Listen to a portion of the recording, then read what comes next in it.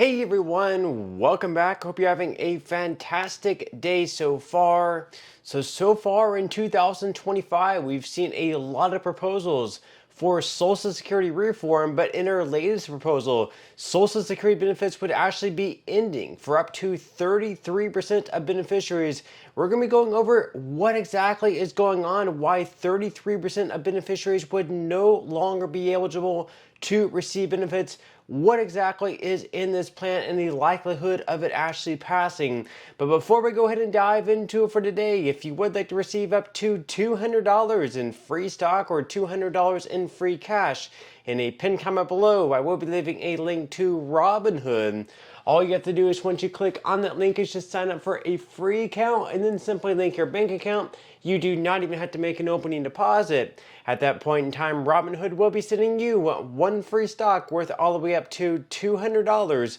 And if you'd rather just have the cash, all you have to do is once you receive the free stock is just sell it for what it's worth and then transfer the cash value right back to your bank account.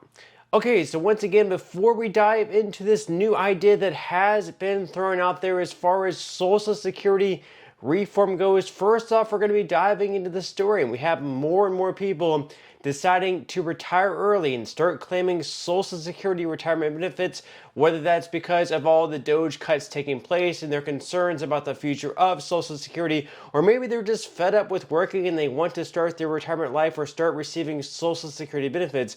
That's really up to you. But according to Newsweek here, of course, we do have beneficiaries now at a new high. So in April, the number of Americans earning Social Security benefits climbed to 69.37 million, up from 69.16 million in March. For the last 10 years or so, the number of Social Security recipients has been on an upward trajectory. Now, in April of 2024, 67.7 million people earned Social Security benefits, and 4 years previous, in 2020, just 64.62 million Americans earned payments, up from 56.75 million in 2012, which is the earliest year the SSA has publicly available data. Now, SSI, another type of beneficiary overseen by the SSA, was not included in these numbers, and that would actually make the overall recipient numbers even higher. So on one hand, of course, we just have now finally the baby boomer generation finally getting to the full retirement age and starting to claim Social Security benefits. But on the other hand, of course, we have a lot of news out there saying that Doge might be making certain cuts to Social Security. We also have reports out there that because we're not going to have enough money flowing into the trust fund, that within like the next 10 years or so, it's going to be going insolvent, and a lot of people are freaking out, thinking that Social Security is no longer going to be around. So they're thinking like, hey, may as well go ahead and retire, may as well go ahead and take it now. So at least I receive some Social Security benefits, because if I wait too long, maybe if I wait like another 5 years, maybe the program won't be around at all. So I might as well get something out of it. So according to Kiplinger here, of course, there is a dramatic increase in new filers. So they say that Social Security has been in the spotlight ever since the Department of Government Efficiency began searching for waste and fraud in several government agencies, including the Social Security Administration, had concerns that the Social Security Trust Fund is running out of money to the mix, and many Americans are worried about their future benefits. So much so that the SSA reported in late April that it has seen a dramatic increase in the number of Americans filing for initial Social Security benefits since January. This increase is across age groups and from high earners to low income workers. So of course, people are concerned about the future of Social Security. We've seen data out there, we've seen polling, and not just because of Doge, but also because of insolvency. We've seen numerous reports out there that by the year of 2032 or 2033, if Congress does not act by either raising taxes on current workers or cutting benefits, or a combination of the two, there is going to be an automatic cut in benefits of anywhere between 19 to 26%. So no matter what, there is going to be some type of cut that takes place, and there have been numerous plans already out there. So we have a plan by Bernie Sanders called the Social Security Expansion Act, and that bill, they would be increasing benefits across the board by $200 per month, and they would be paying that and making the program solvent up to the year of 2100 or so by taxing those, lifting the income tax on what you have to pay Social Security taxes on. So in the year of 2025, this year, you only pay Social Security taxes. You only pay the FICA tax on the first $170,000 or so that you earn, he would be lifting that to above $250,000. Then we have a bill by a congressman named John Larson. His bill is called the Social Security 2100 Act. He would not be increasing benefits by $200 per month, but he would be increasing benefits by 2% across the board. So even though it's not as good as $200, it's certainly better than nothing at all. And he, just like in Bernie Sanders' bill, would also be lifting the cap on how much money you have to pay into the trust fund, your income. You would no longer stop paying the Social Security FICA tax on the first $170,000 or so that you earn. But the latest idea is not actually by a member of Congress. He's not in the House of Representatives. He's not in the Senate, and of course, it's not President Trump or Vice President. J.D. Vance is actually a popular podcaster and a businessman. His name is Scott Galloway, and he actually has a very interesting proposal. It's gained a lot of traction lately online, and we're going to be covering it here, and the chances of it passing, what I think about it.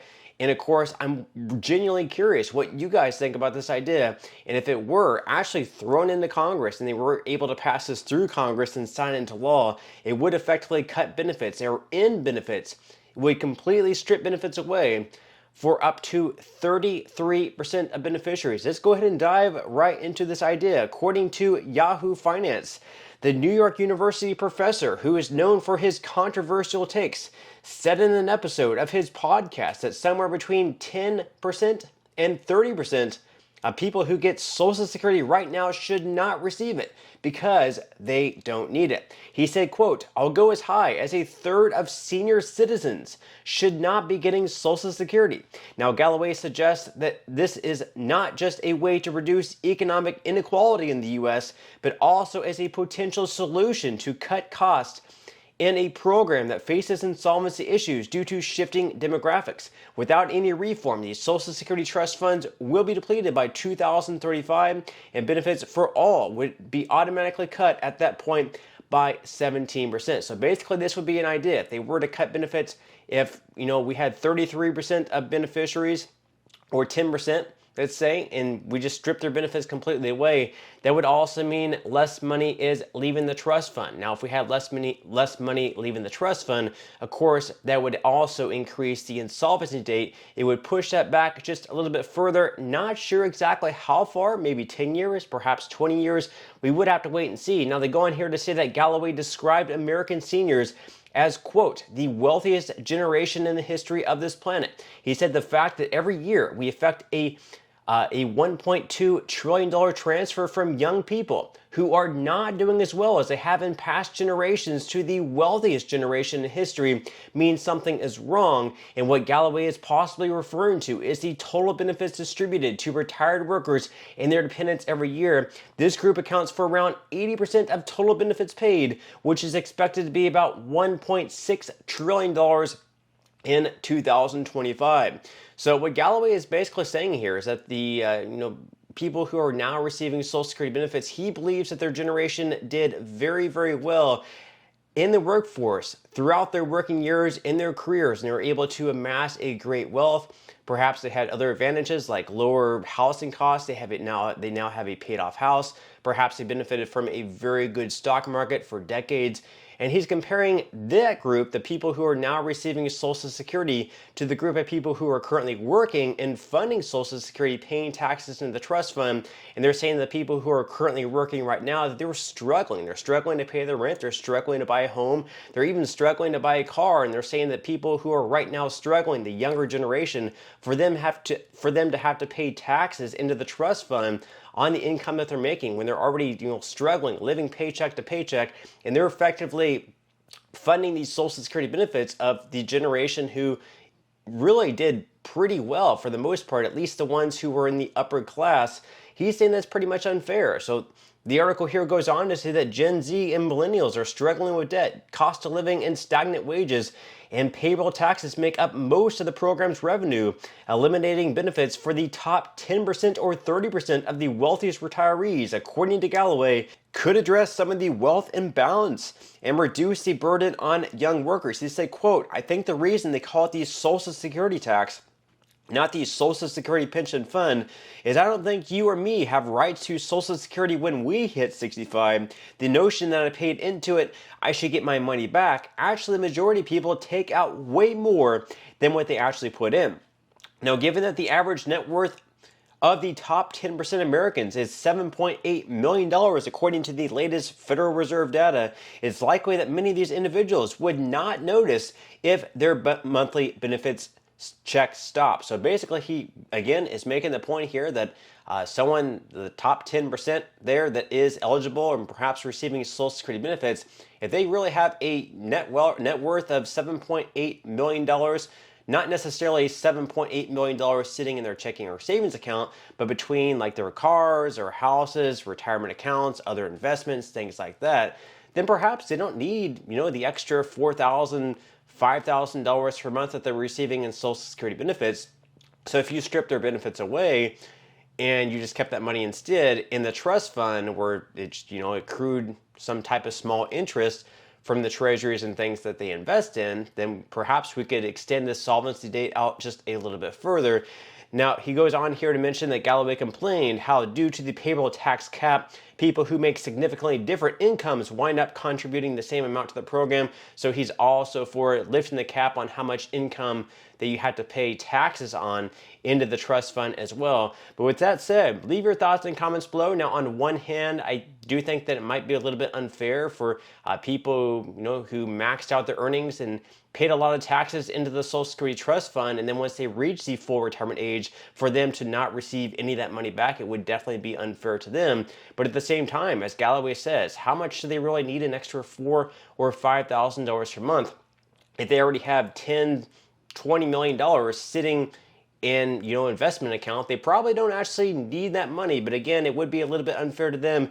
Curious to hear your thoughts on that issue. Leave your thoughts in the comments below on his idea, but that's all we have for today's video, and I will see you in the next one.